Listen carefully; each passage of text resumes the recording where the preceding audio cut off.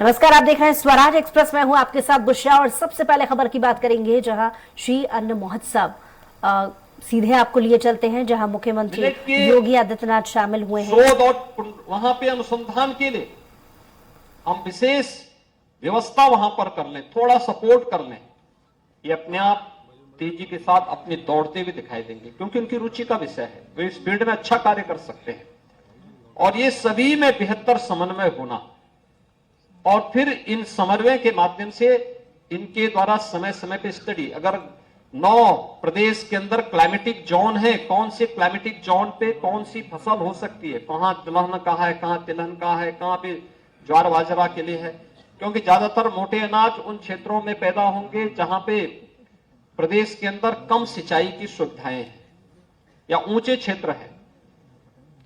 उसके अनुरूप फिर हम उसको चिन्हित करें, उस प्रकार के बीज समय पे उपलब्ध करवाने की, बीज के प्रोसेसिंग की व्यवस्था भी, जिससे किसान को समय पे उपलब्ध हो सके। और उत्तर प्रदेश तो इस दिशा में बहुत अच्छी दिशा में कार्य कर सकता है। बहुत अच्छी उर्वरा भूमि उत्तर प्रदेश की है, जहां जल की पानी की आवश्यकता, वहां पर्याप्त मात्रा में आपके पास जल उपलब्ध है, लेकिन जहां नहीं है वहां पे कौन सी फसल उपयोगी हो सकती है, कहां दलहन के लिए उपयोगी है, कहां तिलहन के लिए है, कहां अन्य फसलों के लिए जो उपयोगी हो सकता है। अगर ये सभी मिलकर के कार्य करना प्रारंभ कर लेंगे, हम बहुत अच्छा परिणाम दे सकते हैं। मैं भी बाहर था एग्जीबिशन में, एक सज्जन अपने गले में तख्ती तान करके कह रहे थे, साहब हम गायों से परेशान हैं। तो मैंने कहा इसका मतलब आप प्राकृतिक खेती नहीं करते हैं। अगर आप प्राकृतिक खेती करते तो आप गाय से परेशान नहीं होते, बल्कि हमारे पास आते कहते कि साहब हमें 4 की बजाय 8 गाय बांधने की परमिशन दीजिए। सरकार तो आज 1500 रुपए प्रति गोवंश नहीं उपलब्ध करवा रही है, हर महीने उपलब्ध करवा रही है। अब आश्चर्य करेंगे, गाय उसकी दूध वो पिएगा, गोबर और गोमूत्र भी वही लेगा, पुण्य भी वो कमाएगा, लेकिन पैसा सरकार दे रही है।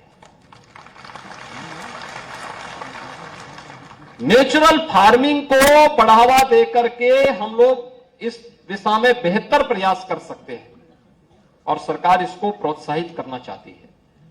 आपके पास एक अवसर आया है, सरकार इस दिशा में सहयोग करेगी, एफपीओस को सहयोग करेगी। और मुझे बहुत अच्छा लगा जब भी हम लोगों ने पिछले महीने एमएसएमई विभाग ने ग्रेटर नोएडा में इंटरनेशनल ट्रेड शो किया था। ट्रेड शो में बहुत सारी चीजें उत्तर प्रदेश की पूरी, यानी जो पोटेंशियल यूपी का है, वो ट्रेड शो प्रदर्शित कर रहा था।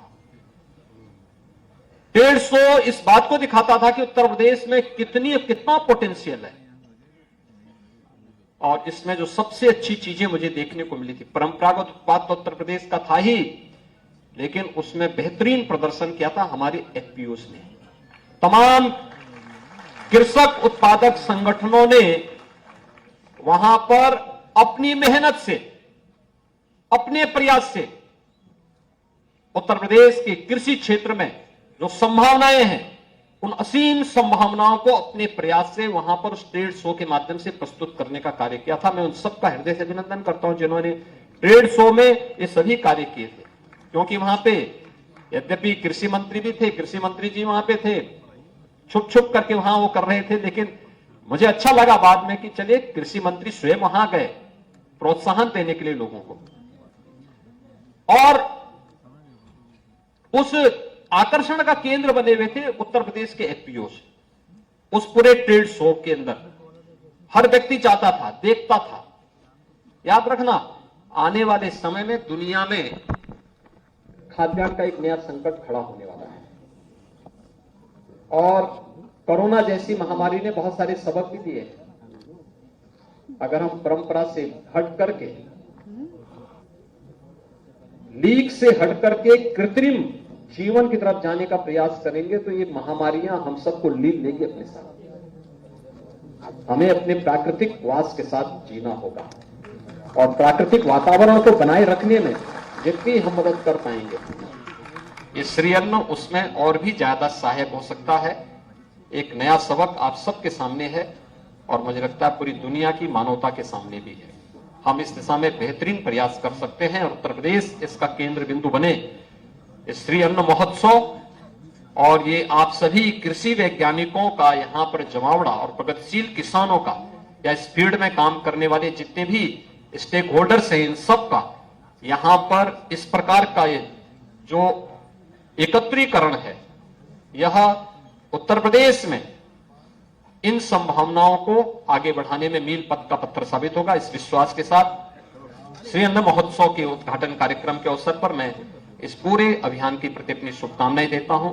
उपकार को भी उनके 34वें स्थापना दिवस पर हृदय से बधाई देते हुए, अपनी शुभकामनाएं देते हुए विश्वास व्यक्त करता हूं कि उत्तर प्रदेश को आदरणीय प्रधानमंत्री जी की मंशा के अनुरूप आप देश के खाद्यान्न के उत्पादन में और वह भी इस फील्ड में बेहतरीन करने का प्रयास करेंगे।